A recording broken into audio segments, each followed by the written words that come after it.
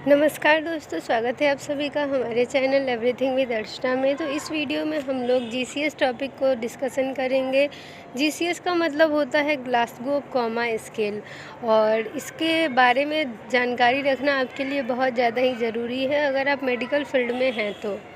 Medical students के लिए ये काफ़ी इम्पॉर्टेंट टॉपिक है, तो आप लोग इस वीडियो को शुरू से अंत तक देखिए और समझिए कि ये टॉपिक है क्या और इसका कहाँ कहाँ यूज है और कब यूज है। तो ये जो हमारा ग्लासगो कॉमा स्केल है यानी जीसीएस जिसे हम लोग कहते हैं, वो साइंटिस्ट के द्वारा डिस्कवर किया गया था और वो न्यूरोलॉजिस्ट थे। उनका नाम है टीसडेल और जेन्नेट। टीसडेल और जेन्नेट ने 1974 में जीसीएस को डेवलप किया था। जीसीएस का यूज होता है मेनली पेशेंट के कॉन्शियसनेस लेवल को एसेस करने के लिए, यानी कि पेशेंट कितना कॉन्शियस है, कितना आपकी बातों को ध्यान दे रहा है, कितना रिस्पॉन्स कर रहा है। और ये मेनली कब होता है तो किसी भी ब्रेन इंजरी यानी हेड इंजरी के बाद किया जाता है जीसीएस स्कोर। तो किसी को अगर चोट लग गया है, सिर में हेड इंजरी हो गई है, तो उनको कुछ सवाल उनसे पूछे जाएंगे, उनका रिस्पॉन्स चेक किया जाएगा और उसके अकॉर्डिंग उनका स्कोर दिया जाएगा, जिसे कि जीसीएस स्कोरिंग कहा जाता है। मेनली पेशेंट को आईसीयू में, सीसीयू में मॉनिटर करने के लिए भी जीसीएस का यूज किया जाता है। तो मेनली आप देखें तो पेशेंट के कॉन्शियसनेस लेवल को, यानी पेशेंट जो मरीज़ है वो कितना रेस्पॉन्सिव है, कितना ज़्यादा उसको गहरा चोट आया है, कितना वो उसके ब्रेन पे इफ़ेक्ट पड़ा है, इसको जानने के लिए जीसीएस का यूज किया जाता है।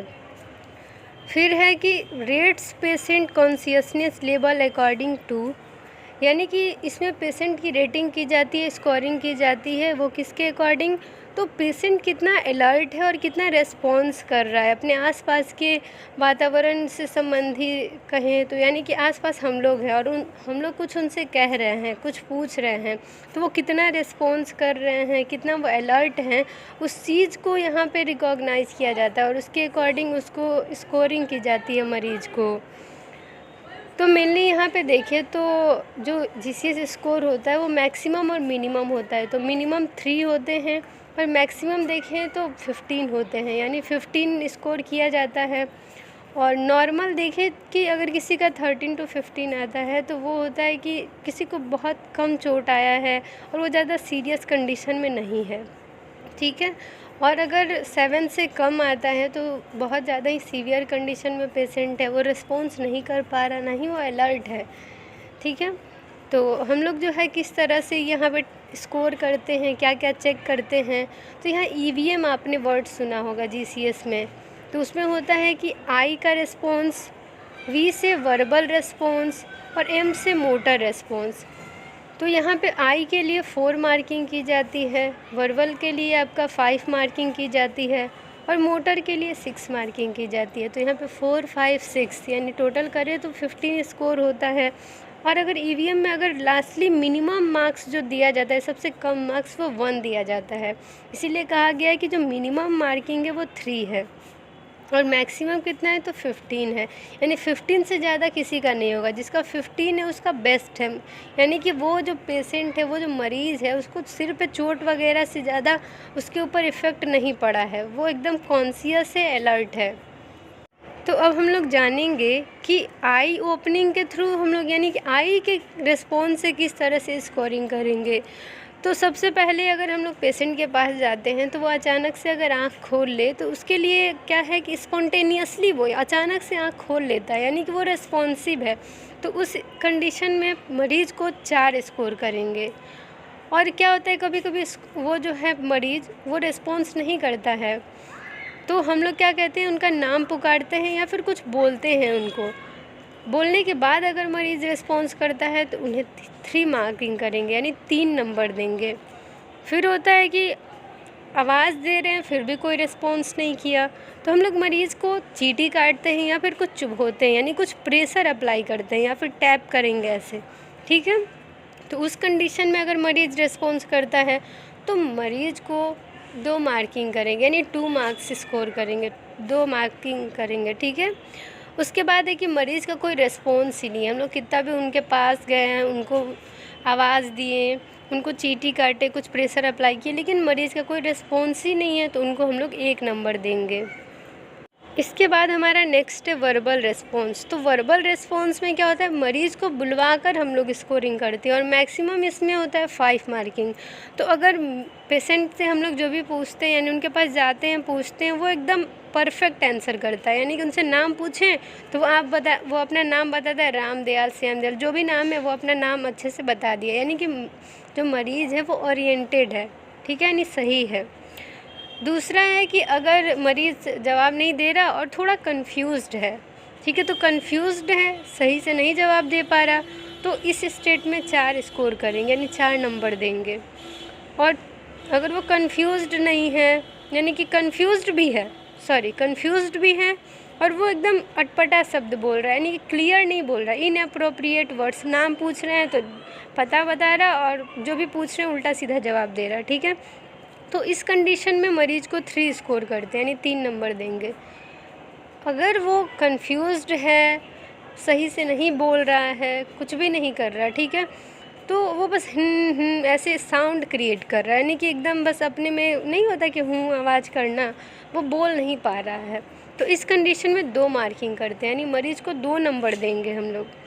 और ये सारे कंफ्यूज्ड भी नहीं है, ठीक है, वो कोई रिस्पॉन्स नहीं कर रहा, नहीं कोई आवाज़ नहीं कर रहा, तो इस कंडीशन में क्या होता है, कोई रिस्पॉन्स ही नहीं है मरीज़ का, ठीक है, तो उसके लिए मरीज़ को 1 नंबर देंगे, ठीक है, 1 स्कोर करते हैं। तो ये हमारा आई ओपनिंग हो गया, 4 स्कोर किए, 4 तरह से चेक किए। फिर वर्बल रिस्पॉन्स चेक किए, 5, उसमें 5 स्कोर है, ठीक है। उसके बाद आता है मोटर रिस्पॉन्स। तो मोटर रिस्पॉन्स में मरीज़ से क्या करवाना है, सबसे पहले उनके पास जाना है और उन्हें कुछ करने को कहना है। अगर वो सही तरीके से कर देते हैं, उनको हाथ उठाने के लिए कहें, जीभ निकालने को कहें और वो कर दे रहे हैं, तो ठीक है, मरीज़ ठीक है, तो उन्हें 6 नंबर दे देंगे, ठीक है, यानी 6 स्कोर करेंगे। फिर है कि वो कोई रिस्पॉन्स ही नहीं करता है बोलने पे, उन्हें क्या करते हैं, कुछ हम लोग स्टिमुलाई, कुछ उन्हें पेन देते हैं, दर्द देते हैं, यानी प्रेशर अप्लाई करते हैं, ठीक है, आप कुछ चुभो सकते हैं, चीटी काट सकते हैं, ठीक है। और इस कंडीशन में जब वो कुछ रिस्पॉन्स कर रहे हैं तो उन्हें 5 नंबर देंगे। इसके बाद है कि अगर हम लोग मरीज़ को कुछ करते हैं तो वो अपना हाथ जो है हटा लेता है, ठीक है, हाथ क्या कर रहा है कि वो सीधा कर ले रहा है, तो इस कंडीशन में क्या है, 4 नंबर देंगे। और क्या होता है कि वो हाथ सीधा ना करके इधर उधर हाथ कर रहा है, एबनॉर्मल एकदम, ठीक है, तो इस कंडीशन में क्या है, मरीज़ को हम लोग 3 नंबर देंगे, ठीक है। तो यहाँ पे क्या है कि एक्सटेंशन और फ्लेक्शन वर्ड है, ठीक है, इसको आपको समझना होगा। तो फ्लेक्शन का मतलब क्या होता है कि जो मरीज़ है आपका वो हाथ को मोड़ ले रहा है, और एक्सटेंशन का मतलब हाथ फैला ले रहा है, सीधा कर ले रहा है, ठीक है। तो हम लोग जब मरीज़ को कुछ पेन दे रहे हैं या फिर कुछ कर रहे हैं तो वो अपना हाथ मोड़ ले रहा है, तो उस कंडीशन में 4 नंबर देंगे। और वो क्या कर रहा है कि हाथ मोड़ रहा है, इधर उधर कर रहा है, पूरा एबनॉर्मल है, तो उस कंडीशन में 3 नंबर देंगे। और अगर मरीज़ जो है वो अपना हाथ एकदम सीधा कर ले रहा है, इधर हटा ले रहा है उनके सामने से, और एकदम अप्रोप्रिएट नहीं है वो, ठीक है, सही तरीके से नहीं वो रिस्पॉन्स कर रहा है, ठीक है, तो इस कंडीशन में हम लोग मोटर रिस्पॉन्स में 2 नंबर देते हैं। और एक है कि मरीज़ कुछ भी रिस्पॉन्स नहीं कर रहा, ना हाथ हिला रहा, ना कुछ भी नहीं कर रहा है, तो उस कंडीशन में मरीज़ को लास्टली 1 नंबर देते हैं। 0 स्कोर किसी कंडीशन में नहीं करते हैं, लास्टली आप 1 दे सकते हैं, ठीक है, क्योंकि मरीज़ अभी सर्वाइव कर रहा है, यानी ज़िंदा है मरीज़, तो उसे 0 कैसे दे सकते हैं, 0 नहीं देना होता है, ठीक है। तो इसी तरह से हमारा ये GCS है, यानी GCS में ग्लासगो कोमा स्केल में इसी तरह से स्कोरिंग की जाती है, कुछ एक्टिविटी करके मरीज़ का जो है वो रिस्पॉन्स चेक किया जाता है, और इसके अकॉर्डिंग ये डिसाइड किया जाता है कि पेशेंट कितना कॉन्शियस है, कितना अलर्ट है अपने आसपास के इन्वायरमेंट में, आसपास के स्टिमुलाई के प्रति, ठीक है। तो आई होप ये वीडियो आप लोग के लिए हेल्पफुल हुआ होगा। और ये टॉपिक अगर सही कहें तो बहुत ज़्यादा ही इम्पॉर्टेंट है, मतलब आप कहीं भी हॉस्पिटल किसी भी सेक्टर में जाते हैं, वहाँ पे आपको मरीज़ को एसेस करना होगा, मरीज़ से कुछ टेस्ट करने होंगे, पूछने होंगे, अगर मरीज़ को हेड इंजरी हो रखी है तो उसमें GCS आपका मेन है, जिससे कि न्यूरोलॉजिकल एग्जामिनेशन कर सकते हैं आप, तो इसी तरह से आई होप ये वीडियो आप लोग के लिए हेल्पफुल हुआ होगा। वीडियो अगर हेल्पफुल हुआ होगा तो वीडियो को लाइक कर दीजिए, शेयर कर दीजिए, और चैनल पे नए हैं तो चैनल को सब्सक्राइब कर दीजिए और बेल आइकन को प्रेस कर दीजिए ताकि आपको सारी लेटेस्ट वीडियो की अपडेट्स मिलती रहें। और मिलते हैं और एक नए वीडियो के साथ, तो इंतज़ार करिए। और अगर आपको कोई नया टॉपिक चाहिए तो आप कमेंट सेक्शन में कमेंट करिए। Bye, take care.